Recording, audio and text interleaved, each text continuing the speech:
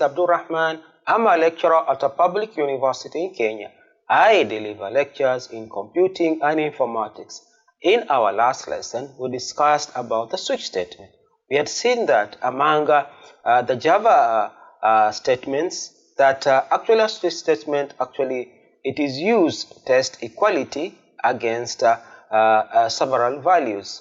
And onto that particular area, we had seen that actually a switch statement contains a case, some values which are going actually to be tested, and then finally we had seen how it worked. So today we are going to start up on a new journey and ask up ourselves what are Java loop statements. And onto that particular journey, we are going to look at the definition of a loop statement. From that particular definition, we are going to look at the types of loops, and finally we are going actually to implement. So let us start on that particular journey and see what actually we can do. So basically we are going to ask ourselves actually what it is, what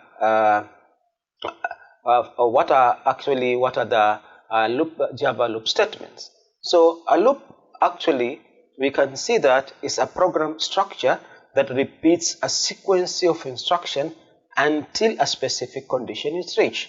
So we have what you call that a program structure that actually repeats itself. So the word here, which is very important, it is actually repeats itself in a sequential manner until a specific condition is reached.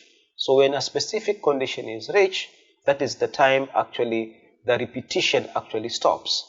So until specific condition is reached, then that is the time we are going to stop.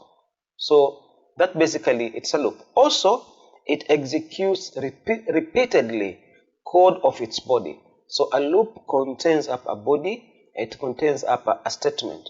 So in that particular body, actually it executes repeatedly the code until the loop condition becomes false. So we have now another terminology that a loop has got a body, and this particular body it will keep on looping until the condition becomes false. So that's another point to ponder onto it.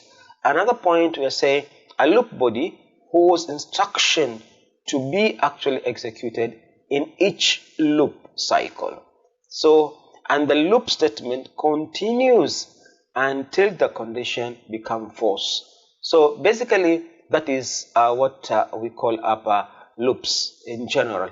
So let us go to the type of loops which are supported by Java.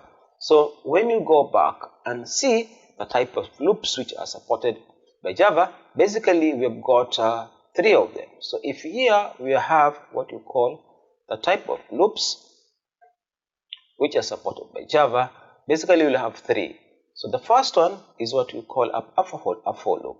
So what is a for loop? A for loop, it is a type of loop that actually runs for a preset number of times. So this one runs with what you call a preset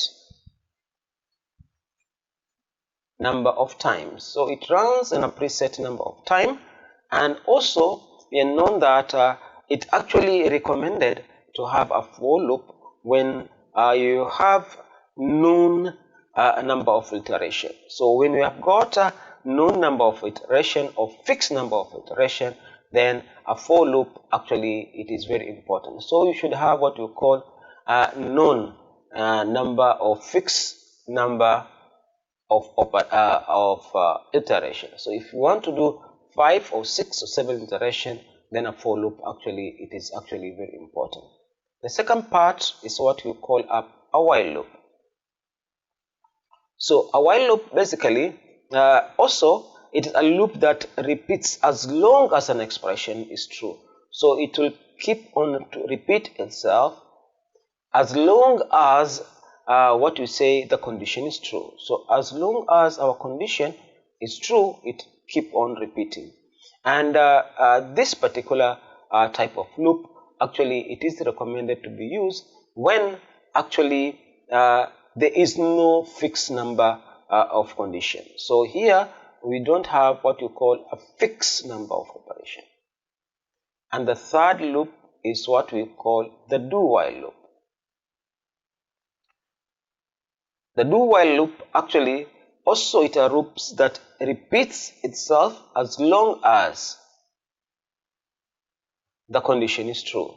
However, we'll find out that the do-while loop has to execute at least once. So also this type of loop actually it is recommended when actually the number of iterations are not fixed, they are not known, or they are more than what we know. So basically that is what here we are talking about. So these are the three types which are supported by the loop. So now let's go to the third part of it. How can we implement up a loop? So before we can talk about implementation of a loop, traditionally, if we want to display, let's take for example, we want to display number from 1 to 10. How are we going to do that particular one? It is actually we are going to initialize a variable. So let's take for example initialize a variable called num and give it a value of 1. So because we want to print 1 to 10, so what we'll say it is actually we're going to say system.out.println and then we're printing up a num. So if we print here, you will get up actually the value of 1. So our output will be actually 1. So we want to print up to 10. So we have to increment. So if we say num plus plus, actually we are incrementing it to 2. And then we print, and then increment it again num plus plus to 3 until we go up to 10. So that is conventional way. But this particular conventional way, actually it is cumbersome. So that is why loops come about. So let us see the conventional way, how it is in our Eclipse. So from there, and then in our next session, we are going to take one by one of these particular loops which are supported by Java, and then see how we can make up this particular concept to become up easy. So let us go here. So if we want to print, so basically we are going to want to display values of 1 to 10. So in this particular program, basically we are going to have our variable called num, and that particular variable called num we assign it to the value of 1.